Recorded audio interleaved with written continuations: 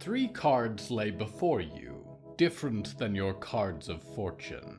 These are black as rot, shine like obsidian, bought at a precious price. They float in a pool of blood that seeps across the wooden floorboards of your home, and you close your eyes, for the present, you think, and pull the first card, death. But you knew that already. It burns your fingertips as you touch it, sets your mind ablaze with thoughts. This tomb of a forest reaching farther year after year, choking the bones of your friends beneath its roots. The second card is the past, and it is life. You left yours behind long before the rains. It was one of the first choices you ever made for yourself. It is also far gone now, struggles to live even in your memory. There is a final card, and you already know what it must be. It is the void, the endless future, the darkness that expands to blot out the heavens, join the black circle of the horizon, a universe that sings hello from the Hallowoods.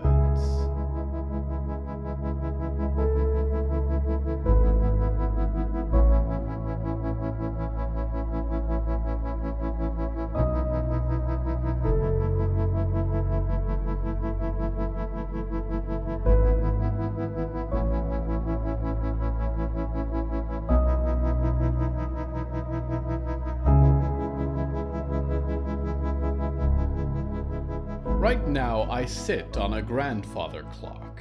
Its face, however, is not patterned with numerals, but with the sun and moon silhouetted against each other, sometimes smiling, sometimes frowning, and it predicts not the time but the course of the day.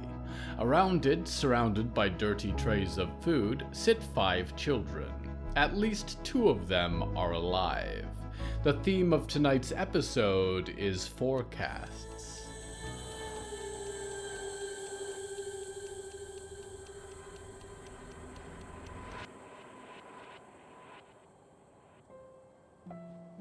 "What's up with your face?" Al said. "Ow," said Russell. "It's rude to ask about people's bodies." "I want to know too," said Johanna. She sat protectively over a half-finished cafeteria croissant. "Is that a mask or your skin? You look like a real freak." "This is just how I look," said Harrow, who was apparently a student in addition to being their host. Harrow's face was as pale as a porcelain mask and reflected light as if smooth. It moved when Zir talked, but the mouth inside was black, as was Zir's eyes. "My mom looks the same way. I think it's part of her covenant." "What's a cormorant?" said Johanna. "Covenant," said Al. "God makes covenants. It's like a promise. Like the rainbow after the flood, or Abraham with the stars." "You know a lot about that, huh?" said Russell. "My mom used to take me to church," said Al. "Well, sure. A covenant is like a promise from God, I guess," Harrow said. "And different people have different promises. Some of them are nicer than others." "God promised your mom she would look like an evil doll then," said Johanna. "Be nice," said Russell. Johanna stuck out her tongue and finished her croissant, batted away a crawling green hand. The single limb that was Arnold pulled itself along the floor with its fingers, and went to sit amidst several orange peels. "Are you guys okay?" Harrow said. "You have food. There's water in the bathroom faucet. This is an old guest room, so I don't think you're going to be found here for a little while. Just wait here, okay? I'm going to talk to some friends and figure out what to do." "Could we talk to whoever's in charge?" said Russell. "We need to get home to the scout post." "And learn more about the school," Al whispered. "I need to go to Fort Freedom," Johanna said. Well, I think if we go to the scout post first, the leaders can take you to Fort Freedom, said Russell. Or we could go to Fort Freedom and then my brother and my mom could drive you to the scout post, Johanna said. Al frowned. They had only just arrived. They couldn't already be talking about leaving. He hadn't seen anyone else yet besides Harrow, and Arnold the Hand, if he counted. As the argument carried on, he made himself as dim as he could, and then floated back outside the wall, and found himself in a weird place. The walls and hallways on the other side weren't connected or organized properly. They drifted and contorted together. Stairways conjoined in impossible contortions, as if they couldn't decide what lay on the other side. What kind of building is this, he wondered. His tether, usually so short from the drum sitting beside Russell, the single line holding him to existence, would stretch however far he needed it in here. Great, he thought. Let's see where I can go. He floated from one scene to the next, spying on the library's residents as he went. A spry person in a bow tie, arms covered in tattoos, paced around in deep archives talking to himself, a little yellow tape recorder in hand. A woman like him, also a ghost, floated in a dark room even deeper. Her head was covered in a faceless veil, her hands were burned. You were like me, he thought, as he peered from the wall at her. You died to make God happy. His link was a drum that Russell carried under his arm, and hers was a silver necklace and the charred memories inside of it, one picture almost visible, one blackened to dust. You are not my daughter, thought the lady. I'm not anyone's daughter, he thought in return. But if I see her, I'll let her know. The hall seemed empty, but he eventually stumbled into a classroom, with skylights that shed pale light like the moon, and blackboards coating the back wall painted with complex mathematical models in chalk. A man with a leg like skeleton bone stood behind a podium, leaning on his cane. There were dozens of students, some only a little older than him. He lurked in the darkness of the back and watched between the rows of desks, past a girl with fluffy black hair and one with a golden comb tucked in a neat bun. He was not the only ghost here. A big flowy dog hung around and came to sniff at him as he watched.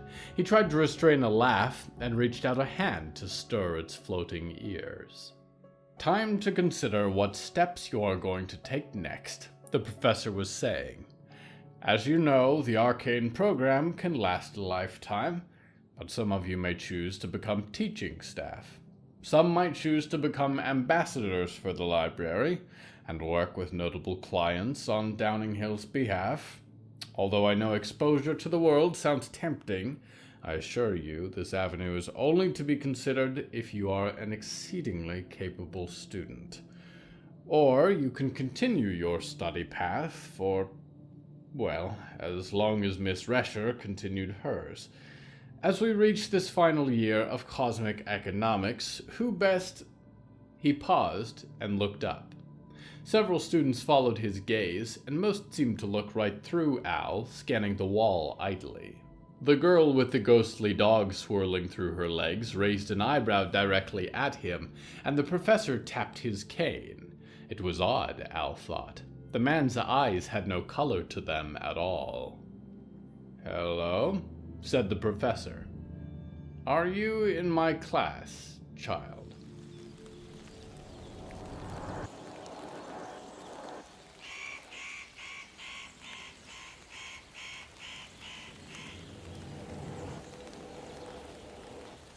Sunday you will not rest.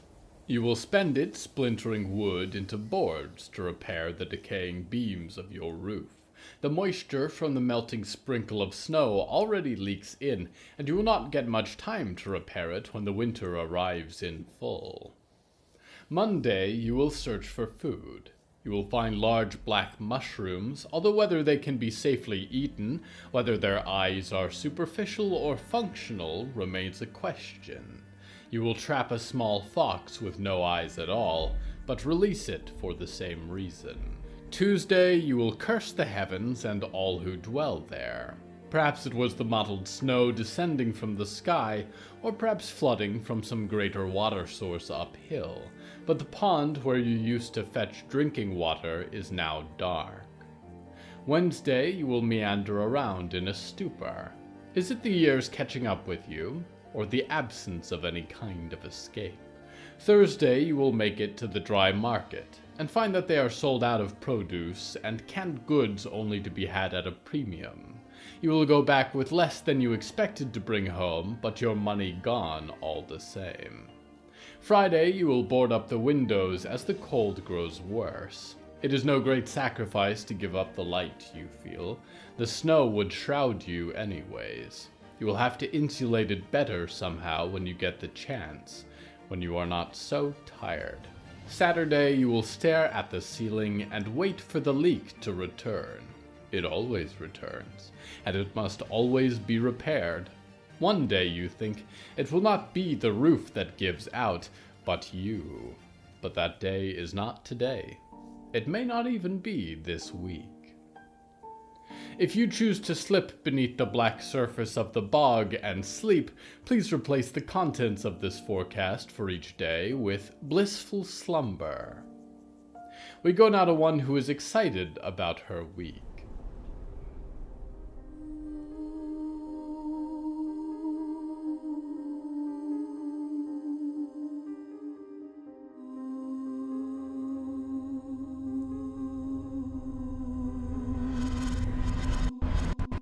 There's a wall around this place, Penny said after a few minutes of silence. She sat cross-legged on the floor of the community cottage, wrapped in her gray cloak. It had a rough but distinct texture that she found comforting, and she had made it out of her blanket at the complex, and she had not been offered any garments yet by the coven that she liked the feel of more. I almost couldn't find it. I'm surprised that you could, Friday said, arms wrapped around her legs. It's supposed to be completely hidden. Well, I guess I got lucky, Penny thought. But that was far from the truth. She liked the way they were sitting, back to back. It meant that whatever misfortune was approaching her, and one always was, that one of them would see it coming. Have you been here always? Penny said. She had limited displays of human affection to reference, but there was something of the way that Misters Raven and Writing Desk watched her in the eyes of this Grandmother Briar and the Blackwood Coven, intrigued by opportunity. I have not been here long at all, Friday said. I escaped a different place called Downing Hill Public Library. So you also ran away, Penny said. In a way, Friday said. Downing Hill was my home for a while, but it was never gentle with me, and I've outgrown it. They try to make you stronger there. Break you again and again until you don't. But the more they push me, the more everyone around me gets hurt. They don't care. The director will tell you that your powers could save the world, but what she means is that your powers will save her. I hope the people who took you were not so unkind. They were, said Penny. They are. They've kept me in a glass box for as long as I can remember. One more thing in a prison full of dusty dead things. Penny was quiet for a moment, felt Friday's hand move over hers. She held it. Friday's hand was cold, but then again, so was hers. Did you ever feel me? Penny said. Out there? Did you know that I was alive? I wasn't sure, Friday said. How much was wishful thinking? Praying to whatever luck I have that you might still be out there? But I had a dagger, that was part of it. One that absorbed all the evil pouring off me. It's gone now. You may not be safe. You will be, Penny whispered. While I'm here. So will everyone. It drives you insane, doesn't it? Friday said, and leaned back her head against Penny's. Being alone? Penny said. That I've gotten used to. Friday sighed. The guessing. How that good luck is going to manifest. How the bad luck is going to cost you. I've been like you, Penny said. Controlled. There was only so much I could sway inside the box. And the people holding me captive were always so lucky in catching me. I gave up after a while. There wasn't any chance. Are there any others? Friday said. Any friends of yours still stuck there? Where is this place? It's far, she said. Other than that, I don't know. I think I saw signs for Tennessee, but I don't really know much geography. I only had so many books.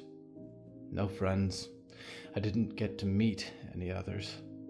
They were all on different levels, and I think most of them were dead. Things trapped in boxes and jars and objects. Not many that were living, or living in the same way. What about you? Do you still have any friends at this Downing Hill? I don't think so, Friday said. One left a long time ago. The director used them like she uses everyone, until they break. And I thought I had one for a while, but she's exactly the same. Friday looked up, and Penny glanced across the room to find an old woman standing in the door. The woman might well have been a forest, for there were bones of little animals caught in her hair, and embroidered vines creeping up from her dress. What decay lies in the middle, Penny wondered. If you both are ready, said Grandmother Briar, we can begin. Friday squeezed her hand, and Penny sat up, turned to look at her. It will be all right, Friday said. It's just their way of saying hello. Something bad is going to happen, Penny whispered. I know it is. Not anymore, Friday said. Not while I'm close to you. It goes both ways, Penny said, and looked up to the woman watching her from the door. All right, she said. I'm ready. Grandmother Briar smiled and drifted over like a winter wind and helped her up from the floor. She took Penny's hand in one of hers and Friday's in the other. Her hand was warm, and Penny followed her out of the door and into a night filled with lights.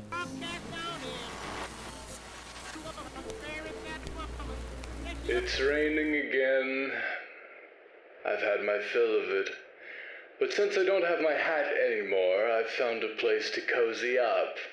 There's a strip of beige houses out here in the middle of a beige landscape. Their paint is peeling and their roofs have caved in, but thankfully some of them have cars rusting in the driveways, overgrown at the lawns, and this lucky person had a camper van. If I curl up just right, I can lay on the floor and rest my head on the loft. God, I miss the beds at Botco. I'll never see a 20-foot mattress again in my life. You have to appreciate that. Oswald's workplace benefits. But then again, and here's a scandal, but I don't care about him anymore, so why would I bother keeping it a secret? Here, Oswald is also Blackwater affected. Maybe worse than I am. He's been at this for far longer. His eyes have bloomed outwards with that, not telescopic. What's it called? When wasps and flies and things have those round, shiny eyes. Bedazzled? I don't know. He's got them right over a lipless, sick grin with so many teeth. He wasn't pretty to look at when I met him. Only gotten worse with time.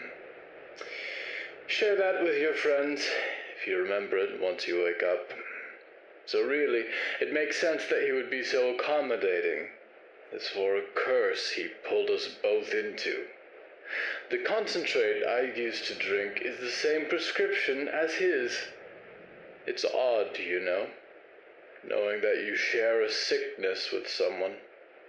It makes it all the worse that he chose to get rid of me. He knows the toll that would take on someone. He wanted me to die out here. I'm going to prove him wrong. Someday. When I've got my bearings, when I know exactly who I am and where I need to go, I'm going to come back and ruin his life. That's a promise.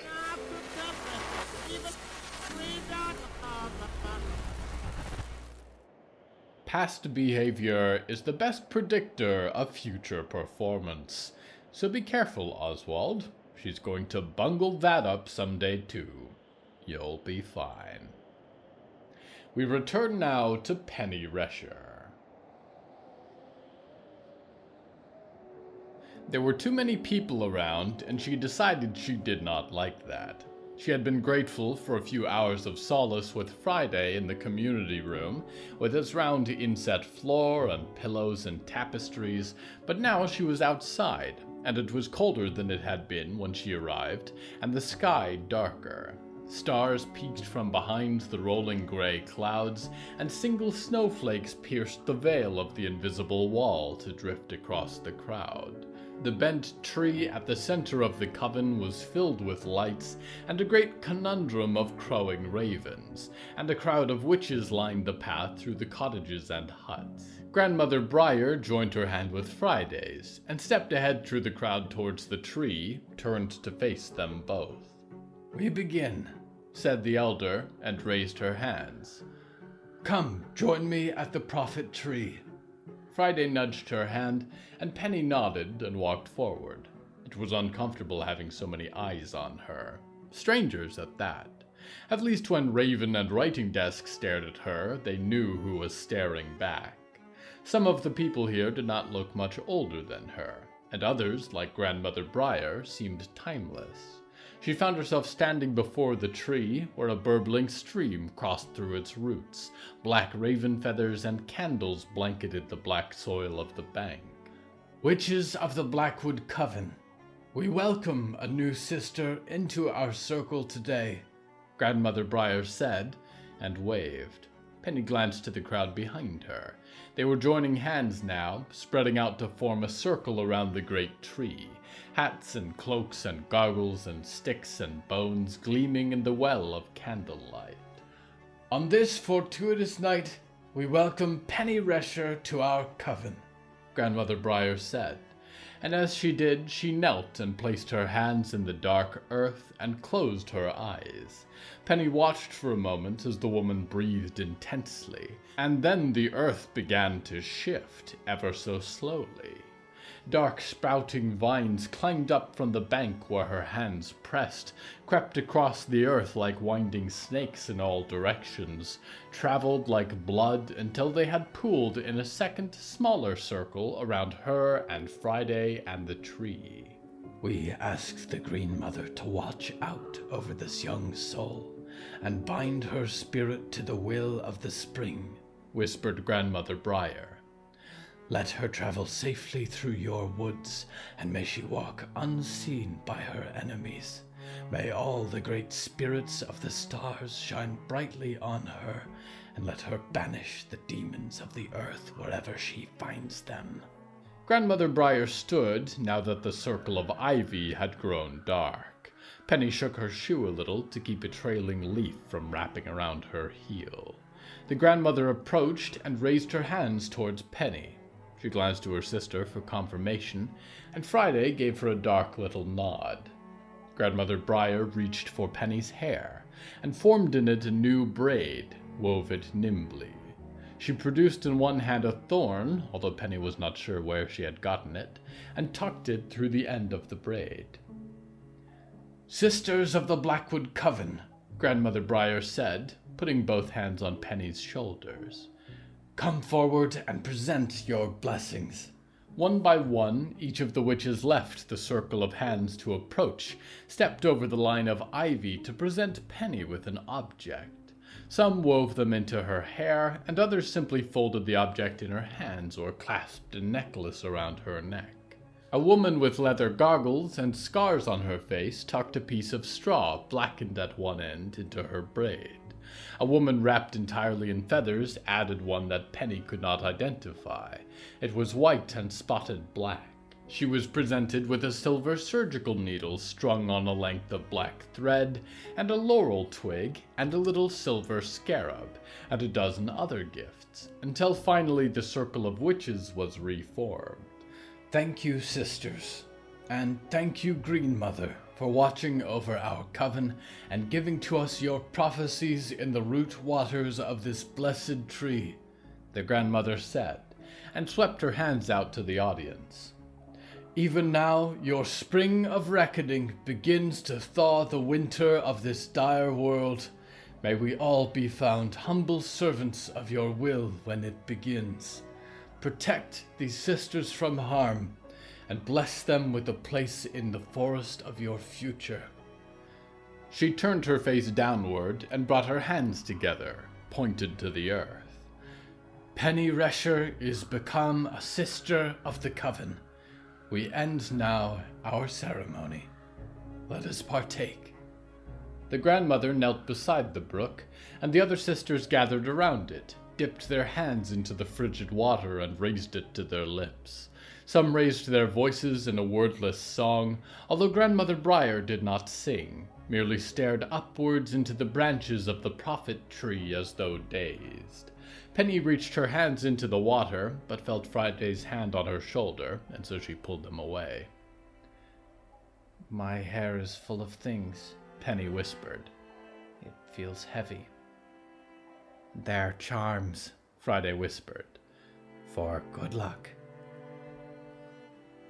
I don't know if I'll ever have that, Penny whispered, so quietly that only Friday could hear beneath the howling songs of the coven. Friday, what are we going to do now? Oh, I've already made up my mind, Friday whispered, and took a single black rose, unlikely for the season, and threaded it into the coil of Penny's braid. You and I are going to kill everyone who's ever been cruel to us.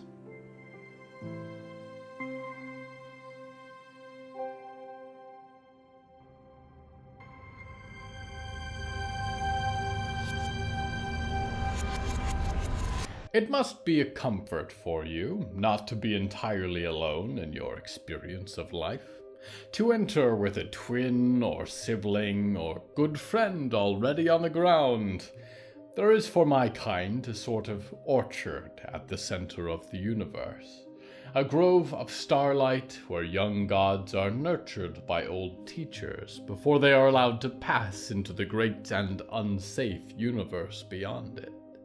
It is there that you ask questions of all the universe, and are supplied with answers, if they exist.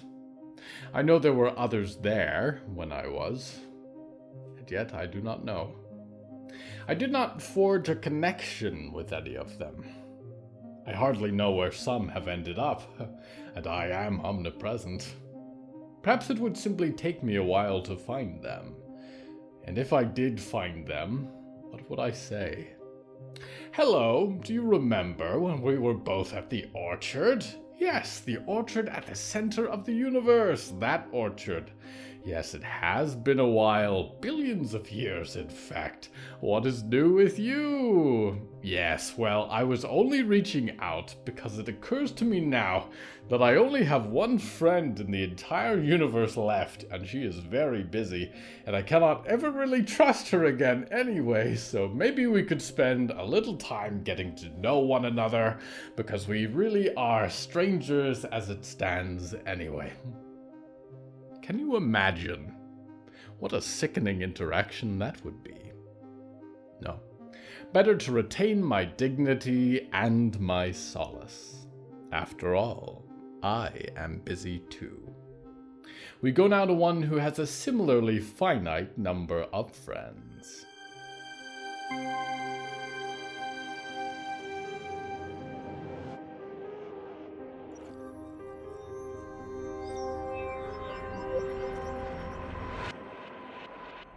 Olivier was prone to panic. Downing Hill had done their best to dampen that. They were not going to permit someone to be anxious when the lightning and thunder responded to her thoughts. The missions they had sent her on before Solomon had certainly ironed out the wrinkles of her will, and she relied on that now as she ran, almost without connection to the weather, through trees that were dappled with oozing pinks and greens and nameless nothing colors, with Riot and Cindy and Percy ahead of her, Diggory and Mort fast behind, and a splintering sound in the distance to tell her that the bear was already on their trail again. "Bert!" Mort was shouting. "Bert, come back!" "I don't think the seagull is coming back," Olivier called, and seized a fistful of the almost non-existent wind. It did not carry her far, and seemed to resent her, but it landed her closer to Cindy, who stomped through the underbrush like a rhinoceros on the run. "Cindy, can you shoot it again?" Olivier said, sprinting beside her, trampling over branching vines of the underbrush with her boots. "Maybe get its other eye?" "I don't think it makes a difference," Cindy said, keeping a silver panel in her hands as she sprinted. Its screen glinted with blue shapes that spun and flashed. "It would be better than nothing," Riot said, only a few paces behind. Riot ran with her sword trailing behind her, took the occasional swing at a branch that swung too close. "Your dead friend there has flames for eyes," Cindy said, "as do all of the sleepers. I don't think increasing the skull ratio of the bear will throw it off our trail." Riot frowned and glanced back at Mort, whose giant crashing form tore through the trees like a great boulder. Little sparks of green fire bubbled from his eye sockets and drifted around in his tank before dissipating. "So what, your rifle isn't good for anything then?" Olivier said. "Doesn't it fire silver bullets?" "I need time to set up," she said, "and a space to shoot from. We are currently running for our lives." "Jonah couldn't slow it down," Olivier said. "Hector couldn't. Mort's running. There has to be something it doesn't like. We can take down a dreaming box. We can take down this." "Let's focus on getting out of here in one piece," Riot said. "I am focusing," Olivier said, and closed her eyes and stopped running. The treetops all bled into each other, branches like twisted arms in unison, and the colors fled and spiraled across the pine needles and jagged leaves. Diggory flew past her and skated to a stop in the dirt. "Olivier," they said, "there is an animal. We must run." "Bert!" Mort called as he trampled by, although his tone had changed from desperation to despair. "I'm going to try something," Olivier said, and turned to face the direction they were running from, where distant pine needles flew into the air above the forest, and the sound of snapping trees echoed ever louder. "It is not the first time I have fought giants in this forest," she thought. "The difference is that the weather is far from this place, and all of my friends are here, and so is Riot, and anything could happen to her, and we might be running from death headlong into some other danger, and there is no way to orient myself, and I am losing control, and stillness, serenity, like being above the clouds. You are a student in the arcane program at Downing Hill Public Library, and you are powerful, and everyone knows it. You have top marks. You are loved by the director because you get things done efficiently and without question. You only need to focus on yourself, and you can will yourself to succeed." Olivier looked up to the forest and tried to forget for a moment that there was anyone else at all. Anything to distract her from the single obstacle pounding through the tree line towards her. There was a time when she had been a machine that could always go further, an unstoppable force. She stood and stared and felt the air, and tried to pretend that the weather was at her fingertips as it always was, a live wire into the sky. The crashing stopped before the bear entered the clearing, several jagged slabs of rock jutting out from writhing earth. She could see just one green eye watching from past the last layer of oil-slick pines, and then it rose until it was standing, as tall as the trees itself, claws still spattered with black blood, and the gigantic polar bear shuffled one huge step, two into the clearing, and growled at her with lipless fangs. "You need time?" Olivier thought. "I can buy us time." She raised her hands and pulled with all of her might for anything in her that might hold back the massive dead thing before it charged. Twin arcs of blue light jolted from her fingertips, crackled through the air, and collided with the bear, and it fell back a step, bellowed as it shook itself. "Keep back!" Olivier screamed, "or I'll do it again!" The bear roared like a rolling thunder, and crashed down to all fours with an impact that shook the earth beneath Olivier's feet. Olivier reached for a thunderstorm, for a blizzard, for 1,000 shards of ice, and could barely feel the meager wind that surrounded her, lifted her feet from the earth. Wherever the weather was, it was far away from this cloudless forest and its impossible window into the void, and she was alone as the gigantic bear crossed the clearing, fog rolling from the hollow cavity of its skull. A glint of light caught her eye, and she glanced to one side. Riot stood with her silver sword outstretched, feet braced. Diggory stood past her, hands of black knives outstretched, and Percy, the embossed metals of his shell crackling with silver light, and to her other side Mort stood, fire blazing in his skull and a massive silver-edged claw at the ready. And as the bear catapulted towards her, gigantic teeth and claws outstretched, Olivier was not afraid.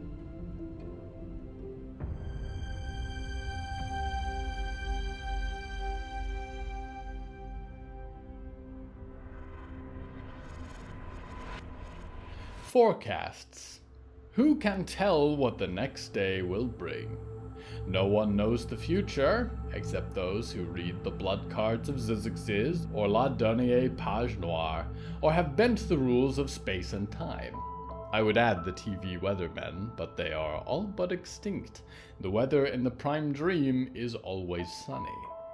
I am not sure I would want to know the future, if I could. Certainly I come close now, for although I cannot see what is to come, I can see everything that is happening now, and with surprising frequency, the future is a result of the present.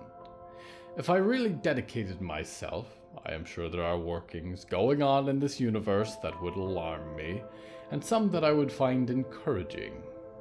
But for now, my focus lingers here, with you, on this forest, on those who dream upon this little planet, changing color from blue to black. With an ultimate chance of rain, I am your loyal host, Nick, waiting precipitously for your return to the Hallowoods.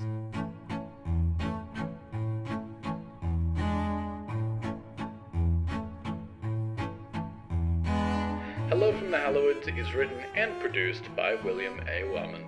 Hello, that's me. If you enjoyed this show, please don't forget to follow it and share it with a friend. The bonus story that goes with this episode is called The Crash and is available on the show's Patreon at patreon.com/Hallowoods. Because we operate without any ads or sponsors, our supporters are all that keeps this show going. Plus, supporters get weekly bonus stories, behind-the-scenes content, exclusive merch, and even more. Merchandise and episode transcripts are available at hellofromthehallowoods.com. You can even find us on social media at @thehallowoods. Music is used under license from artlist.com. Our opening theme is Forest Overture by Yehezkel Raz, and the closing theme is Farewell by Belsitzman and Matan Ephrat. Until next time, dreamers, you'd better pack your umbrella because you absolutely will need it. Not for rain, but you will need it. Just keep it close.